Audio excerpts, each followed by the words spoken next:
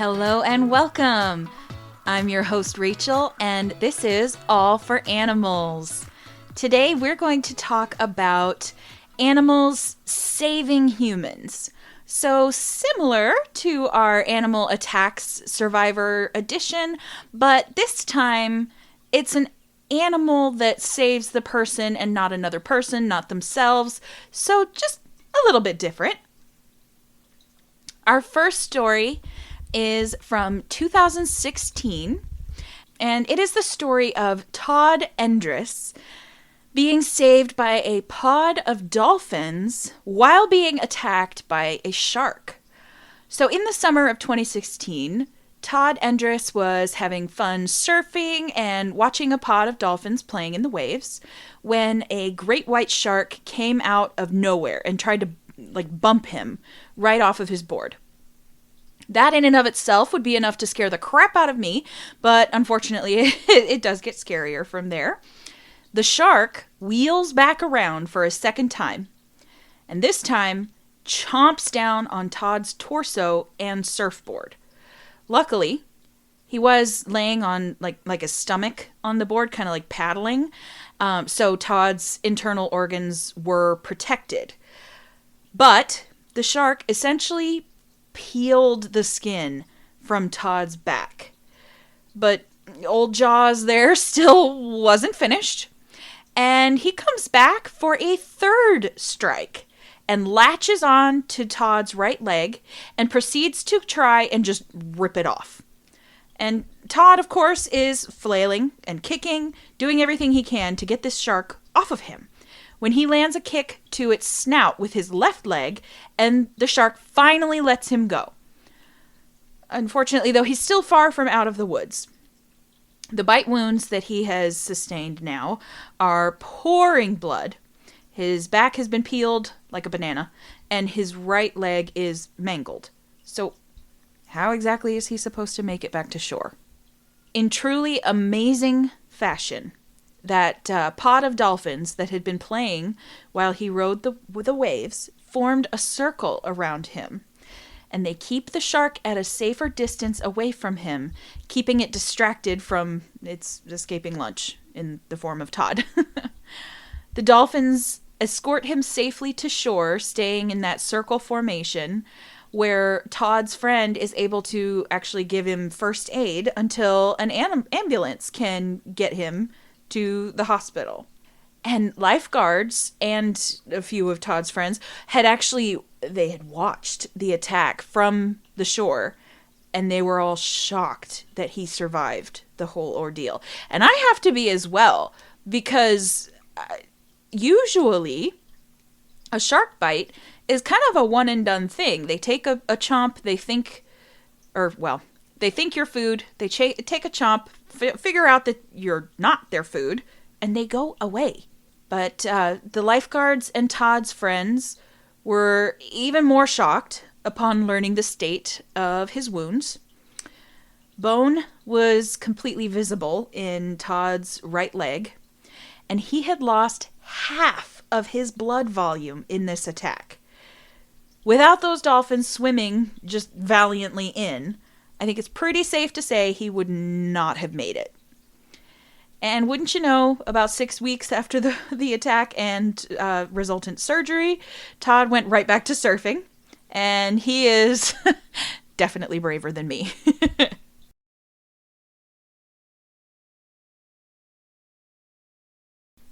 Now, my second story is about a free diver in China. In 2009, the Polar Land Aquarium in China held a free diving competition for applicants looking to be their next whale trainer. So, I guess win the competition and your name is put in the hat, or maybe even win the competition and you're going to be the new whale trainer. So, and free diving, by the way, is just when you're diving without a breathing apparatus. So you're holding your breath instead of having all the scuba gear. So one of the participants was a woman named Yang Yun. While diving in the very frigid water, she develops a leg cramp and can no longer kick to make her way back up to the surface. So Yang Yun is convinced she's going to drown. Out of nowhere, one of the two beluga whales that called the tank that she's swimming in home swims up to her and grabs onto her leg with its mouth. And of course, this immediately gets her panicking, as it would me as well. But the beluga isn't trying to hurt her. It saw that she was in trouble and jumped in to bring her to the surface. And don't worry about her leg, because apparently belugas have some pretty tiny teeth, so there was no damage done. Is that a positive for the competition aspect of it? I don't know. I mean, it could demonstrate that she's already bonded with the animals or has some kind of crazy, like, Disney princess-like connection with them. Who knows? Okay, so the next one is... this is a name I'm going to mess up. Rheal Guindon is saved mysteriously in this story from freezing to death. This little boy went on a fun family camping trip with his parents in Ontario, Canada. His parents thought that it would be really fun to take a boat out on the water and go fishing. Rheal stayed on the shore and watched as his parents made their way to a good fishing spot. Unfortunately, his parents had only been in the boat for a few minutes before tipping over and sending both of them flailing into the water.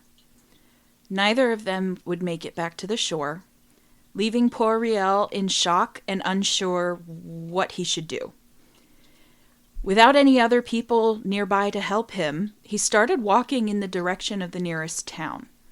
And after having walked for a short while, the little boy realized it was getting dark, and he wasn't going to be able to continue on until morning. So he made himself as comfy as he could, laying on the ground, and it got incredibly cold at night. And this little dude was out in the elements with no blankets, no fire, nothing at all to keep him warm. Though he was freezing, and obviously still in shock from having just horrifically lost his parents, he eventually cried himself to sleep, exhausted from all of the trauma and fear and uncertainty, unsure what the night might bring. The next morning, as he's rubbing the sleep out of his eyes upon waking, Rheal felt something fuzzy and warm next to him. At first he assumed it must just have been a stray dog from that nearby town that he had been making his way to, but on further inspection, he saw that it was actually 3 little beavers that had snuggled up against him sometime in the night, and by sharing their body warmth, they kept little Rheal alive through the night so that he would be able to find help. Not usually your most expected ally if you're lost, or at least not mine. I wouldn't have expected that. So my next story is pretty cool, I have to say.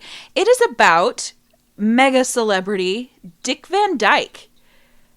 It turns out he used to be quite the surfer dude, and that is until he almost got lost at sea. No big deal. While he was surfing in Virginia Beach, he apparently got a little snoozy and took a little nap laying on his board. And when he wakes up, he says he can't see any land around him.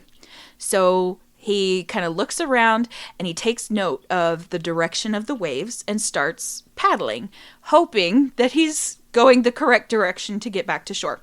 And as if that wasn't scary enough, suddenly he sees fins peeking up through the surface of the water.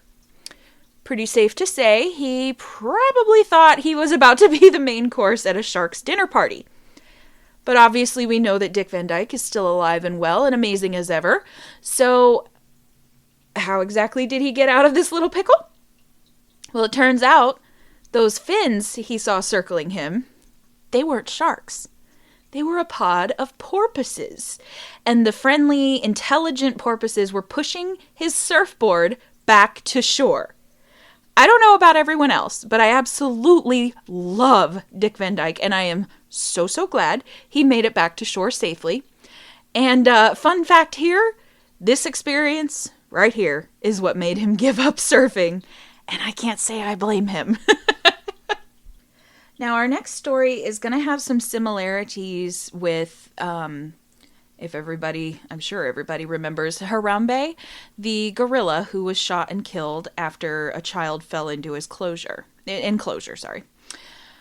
Now, before that happened, there was a very similar incident in 1986.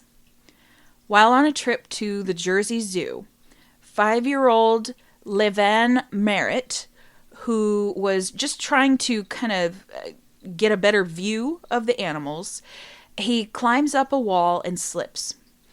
And this causes him to tumble 20 feet into the western gorilla enclosure.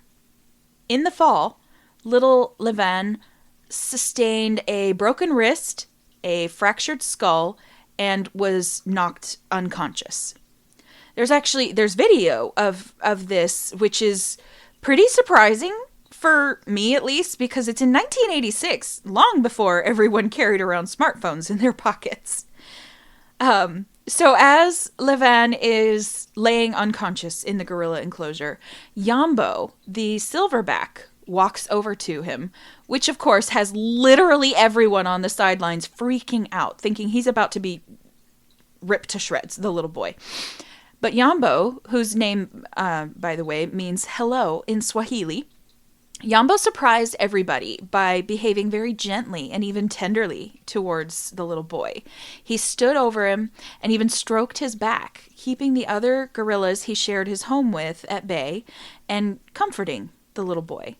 When Levan came to, he started to cry from the pain and shock of it all, which again made all of the witnesses panicked. They were terrified that the crying was going to provoke the gorillas. Luckily, instead, his cries seemed to scare off the other curious gorillas, and Jambo basically led them all back into a shelter in the back of the enclosure.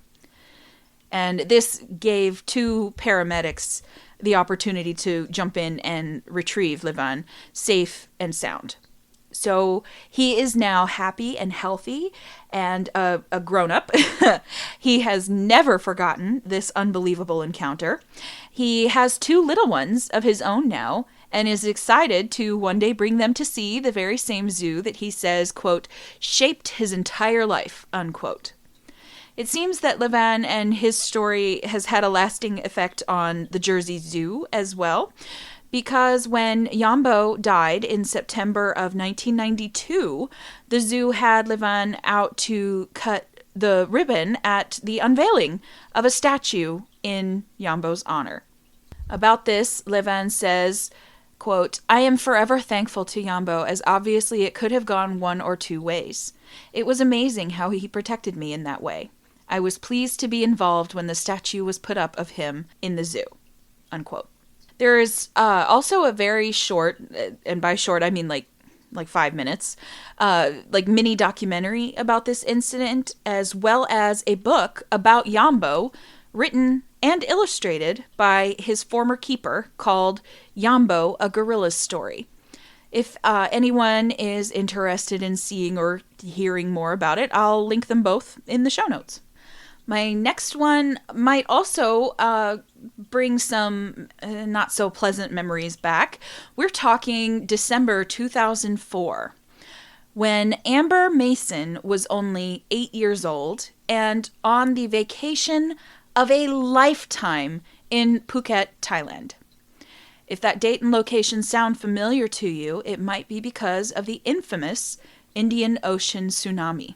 Now, just in case anyone isn't aware, a tsunami is an absolutely terrifying natural disaster wherein an earthquake, sometimes a volcano, or even like a landslide or meteor causes a large body of water like the ocean to basically slosh around like a glass of water.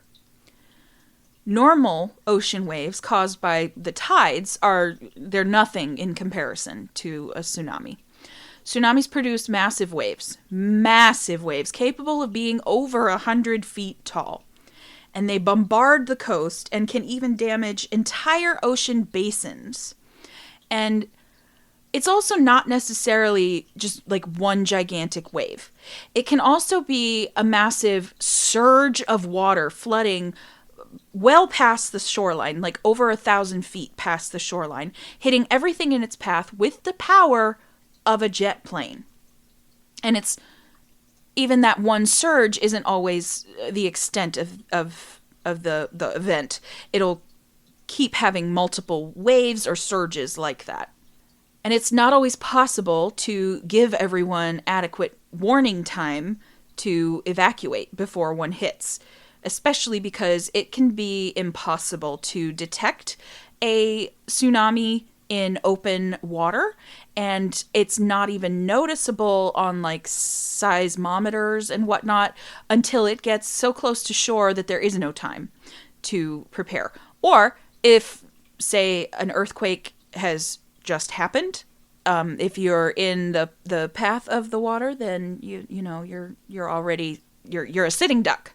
So as little Amber is riding along the beach on the back of Ning Nong the elephant, she and everyone around her starts noticing that the water is receding. Now, Amber and her family are from England, and they're not exactly familiar with tsunamis, so they just go about enjoying their time on the beach. When Ning Nong starts acting really weird, he decided to stop listening to the mahout, which is the elephant trainer and keeper, and started running. He's taking Amber further and further from the water. And then, when the receded water came rushing inland from the tsunami, Amber and Ning Nong were far enough away from the shore that the water only reached up onto, like, his side. And Amber was able to reunite with her family and get to safety, thanks to Ning Nong following his instincts. Which I think is just so cool. I know that there are things that animals can just kind of recognize as threatening that maybe we humans tend to just kind of, no biggie, and write off. So I love hearing those stories of how their instincts just kind of take over. Now, speaking of instincts, I don't know if our next story can be chalked up to instinct or if it might just be the love of her owner. So when Joanne Altsman agreed to pet sit her daughter's pot-bellied pig Lulu, she had no way of knowing just how special her bond would be with her new porcine pal. So eventually, Lulu permanently moved in with Joanne. They formed a very strong bond, and Lulu even accompanied Joanne and her husband Jack on their fishing trips on Lake Erie, which is where this story is going to take place. So Jack is out fishing, and Joanne is back at their vacation trailer. And she suffers a heart attack and collapses to the floor. Yelling for help brought no result, and even throwing an alarm clock through a window didn't bring the help she desperately needed. So Lulu the pig does what any loving pet would do and sets out to save her owner. She had to wriggle out of their yard, which left her bleeding from scratches from, I'm assuming, like a fence. But Lulu made her way down to the road, oinking hysterically, trying to get anyone's attention. After several cars actually drove around Lulu, which I can't believe, she decided to just lay down in the road until someone finally stopped to see if she was okay. And someone finally did. As soon as he hopped, this man, unidentified man, hops out to check on her, Lulu led him straight to the trailer. And he's never come forward and identified himself, so I don't have a name to give you. But the man is kind of looking around, and he's trying to find the injured little piggy's owner, and yells out, quote, "Your pig's in distress," unquote.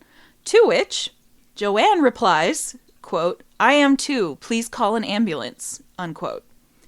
So he calls 911, and Joanne gets taken to the hospital where she has open heart surgery. And here's the catch.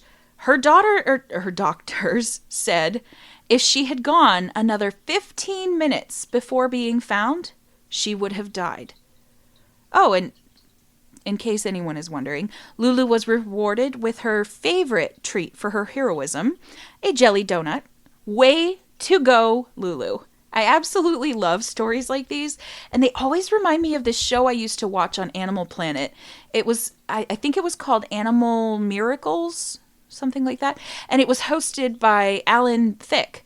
I loved that show so much when I was younger. Has anyone else seen it? I can't be the only one who was obsessed with Animal Planet as a kid, right?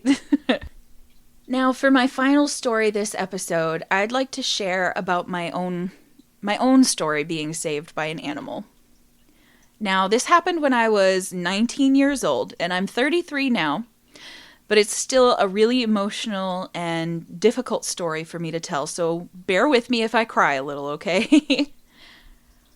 A little backstory here. When I was about 14 years old, I got really terrible food poisoning. It was so bad that it caused permanent damage to my intestines, and I've suffered daily ever since. My physical health had gotten so bad by the time I was 19 that I'd been really struggling with my mental health as well. I had decided to get a Havanese puppy after several of my regular customers at the PetSmart I was working at had brought theirs in, and I had just fallen in love with everything about the breed. I was having trouble finding a puppy anywhere when I came across one that no one else had wanted because he was all black. I jumped at the chance to meet this little guy, and I did not care one tiny bit what color he was. My mom and I drove 5 hours to the western side of the Rocky Mountains, so we went over to the other side of the Rocky Mountains to go and get him. The second I laid eyes on little Magic, there was no way I was ever going to leave without him. He danced around on his back legs and jumped up into my lap and ate little bits of hot dog while we talked. And before I knew it, we were headed back to make the 5-hour drive home. And Magic threw up hot dogs on me the whole way home. But that's okay. He was worth it. Bringing Magic home gave me purpose. And he forced me to have to get out of bed in the mornings, and every day he gave me new reasons to stick around. Magic was my constant companion and eventually even became my service dog, helping me navigate panic attacks and keeping me safe. I was also broke as hell during this time, and I realized I wasn't going to be able to afford Magic's grooming care. So the groomers at the PetSmart I was working at, they kind of took me under their wings. They gave me a little bit of help in learning to maintain his coat on my own. And I wound up liking it so much, I asked to be transferred to the salon as a bather. I learned the basics there, and then I decided to move on to a smaller private salon to get the rest of my grooming education. And later on, when my health got worse, I became severely agoraphobic to the point where I couldn't even leave my house to go get groceries. And that took me about 8 years to work through, to a point where I could just be a functional human being again. And again, Magic was there for me every step of the way. I honestly don't think I could have made those first trips out of the house without his help. He'd launched my career as a groomer as well, and I was able to turn my garage into a little salon.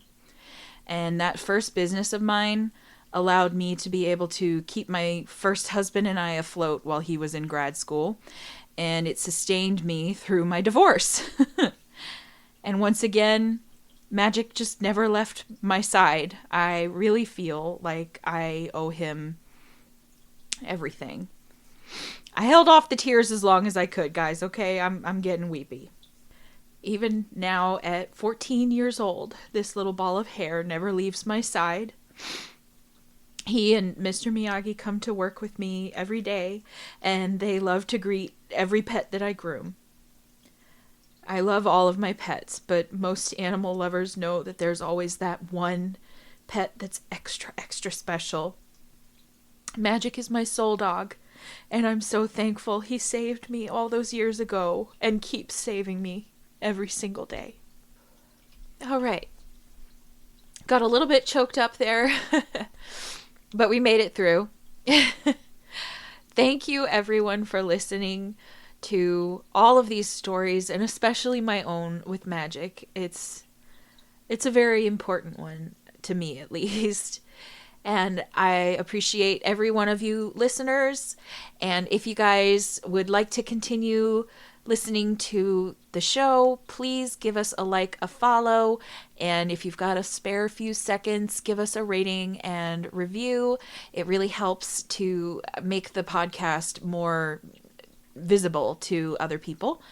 And feel free to follow us on social media as well. We are All for Animals Pod on Facebook, TikTok, and YouTube. And we are All for Animals Podcast on Instagram.